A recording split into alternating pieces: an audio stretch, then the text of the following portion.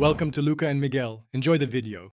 You start by preparing the file and getting it into Google Drive. Upload the PDF now, because Google Docs opens files from Drive. Once uploaded, locate the file, right-click it, and choose Open with Google Docs. This triggers Docs conversion process. Make sure to use the account tied to your documents, otherwise, permissions block you. If the PDF is large, wait until Drive finishes syncing before opening. This step converts text layers and embeds images so you can edit.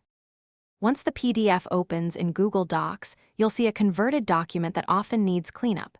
You should scan for OCR errors, misplaced line breaks, and altered formatting. Correct headings using styles so navigation works. Make adjustments to lists, tables, and images with Insert and Format menus. Drag images into place and use wrap text options to maintain flow.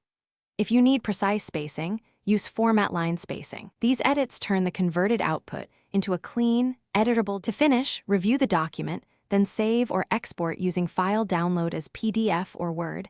You can also keep it in Drive for collaboration. Share with specific permissions so others can view or edit.